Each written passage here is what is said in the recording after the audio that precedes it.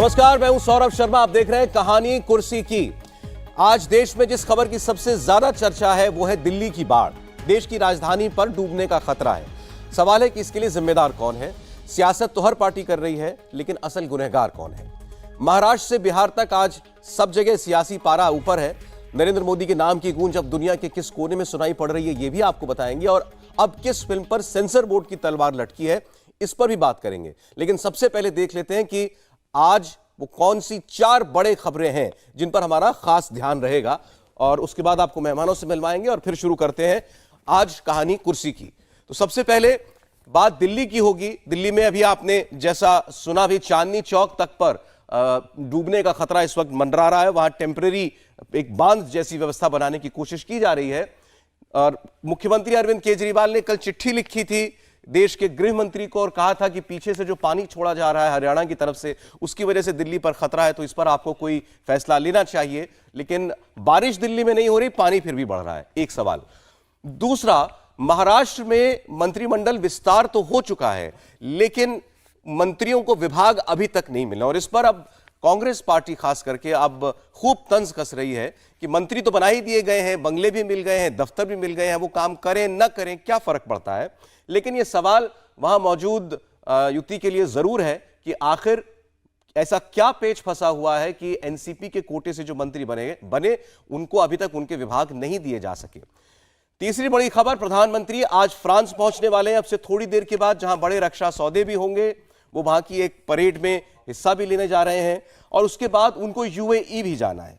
और इस दौरे से पाकिस्तान के पेट में क्यों दर्द हो रहा है और वहां लगातार तुलना होती है उनके अपने नेताओं की नरेंद्र मोदी के साथ, तो उनके ही लोग अपने नेताओं को आईना क्यों दिखा रहे हैं, ये आपको हम बताएंगे।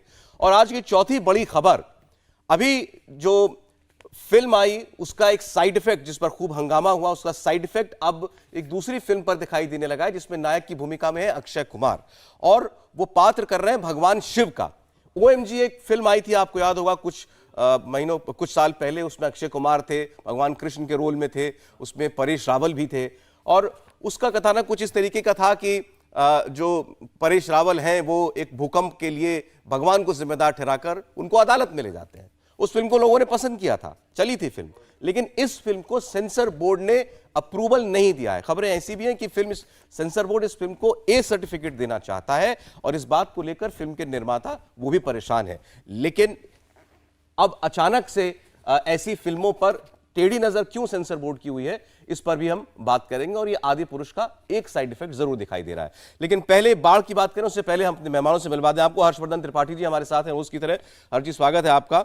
हमारे साथ देवेंद्र पराशर हैं, हमारे पॉलिटिकल एडिटर। देवेंद्र, स्वागत आपका भी। और समीर चौगांकर साहब हमारे साथ हैं। सर, आपका भी बहुत स्वागत है।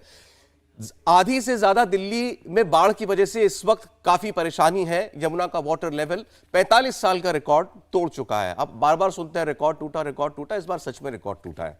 यमुना नदी का लेवल खतरे के निशान से काफी ऊपर बह रहा है, 208.6 मीटर। पानी का लेवल इतना ऊपर है कि सारा सरकारी सिस्टम इसको इस वक्त बिल्कुल लाचार नजर आ रहा है। और दिक्कत यह कि मुसीबत अभी और बढ़ेगी। दिल्ली में बाढ़ की इस बहुत बड़े खतरे की आशंका को इस बार वाकई वास्तविक माना जा रहा है। केंद्रीय जल विभाग ने दोपहर 3 से 5 बजे के बीच बाढ़ को लेकर एक अलर्ट जारी किया है। इस दौरान यमुना का वाटर लेवल 208.75 मीटर तक जाएगा, ऐसा अंदेशा है। वजीराबाद बैराज, ओखला बैराज से छोड़े जा रहे पानी की वजह से भी वाटर लेवल और ज्यादा बढ़ सकता है। जैसा अभी सुन रहे थे आप, चांदनी चौक पर भी डूबने का खतरा और मोनेस्ट्री और आसपास के इलाके जो यमुना नदी से लगते हैं वो तो हर साल ही बाढ़ में डूबते हैं। लेकिन इस बार पानी कई उन इलाकों में भी दाखिल हो सकता है जहां अब तक ऐसा खतरा किसी भी वर्ष हमने नहीं देखा। तस्वीरों में आप देख ही सकते हैं क्या इस वक्त हालात हैं। देवेंद्र, पहले तो अब ये झगड़े से ऊपर की बात है दिल्ली और केंद्र की। मुख्यमंत्री दिल्ली के अरविंद केजरीवाल, उन्होंने कल गृह मंत्री अमित शाह को चिट्ठी लिखकर यह कहा था कि पीछे से पानी हथनीकुंड बैराज से हरियाणा के द्वारा छोड़ा जा रहा है, उसको सीमित मात्रा में छोड़ा जाए क्योंकि दिल्ली में बारिश नहीं हो रही है, उसके बावजूद यमुना नदी का लेवल बढ़ रहा है। अब ये परेशानी उनकी वाजिब है या इसमें कोई बहानेबाजी है? इसमें 2-3 चीज़ें हैं साहब। जैसे जो ऑफिसर से हमने बात की, उनका ये कहना था कि पहली बात तो कि वो बांध नहीं बैराज है, और बैराज बनाने का मकसद ही यही रहता है कि अगर ऊपर से पानी आ रहा है और उसको फिर आप आगे जाने के लिए ना खोलें तो फिर लाजमी तौर पे पंजाब और हरियाणा में ऐसी ही तस्वीर उभरेगी और वहाँ पे ज़्यादा बर्बादी नज़र आएगी। दिल्ली के साथ समस्या क्या रही, जिसमें 2-3 चीज़ें वो बता रहे हैं। पहली बात तो ये कि आपको ऑलरेडी यमुना को लेके इतनी सारी चीज़ें प्रचार के लिए कही जाती हैं, जैसा उनका कहना था, लेकिन यमुना के लिए आपने कुछ किया नहीं। जो अतिक्रमण हो रहा था वोट बैंक के लिहाज से आपने वो अतिक्रमण होने दिया और यमुना लगातार सिकुड़ती गई, जिसका ये अंदाजा था कि जिसका ये नतीजा निकल रहा है कि पानी उधर से आ रहा है, पानी वो संभाल नहीं पा रही। दूसरी चीज़ जो कही जा रही है कि आखिर सीवेज कोई प्लान क्यों नहीं बनाया गया दिल्ली को लेके। तीसरी चीज़ कही जा रही है कि 4 दिन बाद आप अचानक से आपकी नींद खुल रही है, लगातार आप सिर्फ प्रचार पे ध्यान देते हैं, इन सारी चीज़ों पे कर नहीं रहे हैं। तो ये सारे तर्क उधर से दिए जा रहे हैं और लाजमी तौर पर उससे ये समझ में आ रहा है कि बैराज को खोलने के अलावा अगर ऊपर से पानी आ रहा है तो और कोई विकल्प नहीं है। और ये पानी ऐसा नहीं है कि सिर्फ दिल्ली के लिए जा रहा है, उत्तर प्रदेश में भी जा रहा है, तो वहाँ से ये आवाज़ क्यों नहीं उठ रही है। तो आपको अपनी तैयारी ठीक रखनी चाहिए थी, जो कि दिल्ली शायद अंदाज़ा लगाने में, या जैसे कि बार बार अरविंद केजरीवाल कह रहे हैं कि पहली बार ऐसा हुआ, इतनी बारिश हुई है, ये सारी चीज़ें, उसका अंदाज़ा लगाने में या तो वो असफल रहे या फिर जो काम करना चाहिए था वो नहीं कर पाए। जी, और मैं अभी दिल्ली के एक बीजेपी नेता का एक ट्वीट पढ़ रहा था, हर्षवर्धन जी, जो भी फर्क बता रहे थे बांध और बैराज का, देवेंद्र, उन्होंने यही लिखा है कि ये बैराज है और दिल्ली में भी ओखला बैराज है, उसको भी गेट खोले हुए हैं, उससे भी पानी बाहर जा रहा है, क्योंकि अगर उसको भी आप बंद करेंगे तब भी पानी बढ़ेगा दिल्ली के अंदर। तो इसमें आप कोई दोष दें ऊपर से आ रहे पानी को किसी और राज्य को, वो तो वाजिब नहीं है। हाँ, अगर परिस्थिति विकट है तो है। नहीं, मुझे लगता है कि अरविंद केजरीवाल जी की इस शैली को अब हर कोई समझ गया है और बड़ा दुर्भाग्यपूर्ण है। वैसे तो किसी पार्टी को इससे छोड़ नहीं सकते, सब कहीं ना कहीं फंसी हुई हैं, सबके अपने पांव गहरे धंसे हुए हैं इसमें। दिल्ली देश की राजधानी और अगर वहाँ इस तरह की बाढ़ दिख रही है तो ये सब के लिए शर्मसार होने वाली बात है। लेकिन अरविंद जी जिस तरह का काम करते हैं, पहले उन्होंने कह दिया कि इतने वर्षों का था, यहाँ कोई सीवेज सिस्टम नहीं था, पुराना सिस्टम एकदम पूरी तरह से टूट गया था, बर्बाद हो गया था। आपकी सरकार इतने लंबे समय की हो गई, दशक पूरा होने जा रहा है, अब आप उस स्थिति में नहीं है कि आप ये कहें कि ये था ही नहीं। ऐसे तो देश के कई शहरों में सीवेज सिस्टम नहीं था आज़ादी के इतने सालों के बाद भी, लेकिन समय समय पर धीरे धीरे बन रहा है।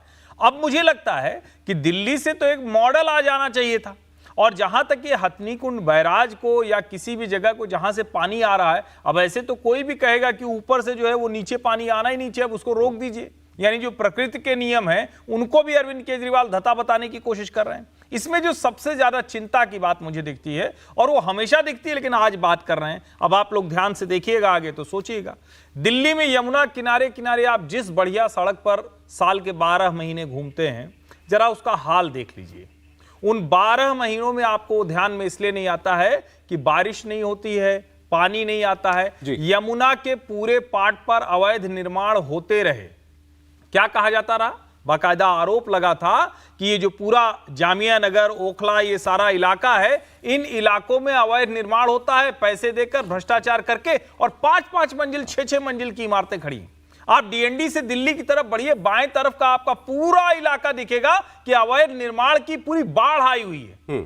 जमुना से कब से गाद नहीं निकाली गई है, ये 203 और 208 मीटर बताया जाता है। कितनी जमुना में कितनी उसकी जो पानी लेने की क्षमता है कितनी कम हो गई, इस पर एक रिपोर्ट पिछले 10 सालों हर्षवर्धन जी, मैं जरा आपको रोक रहा हूं। हम दिल्ली की इस पानी के खतरे पर आगे अब डिटेल में बात करेंगे। इंडिया टीवी हर वक्त हर जगह डाउनलोड करने के लिए सर्च करें India TV news Google play store या ऐप स्टोर पर।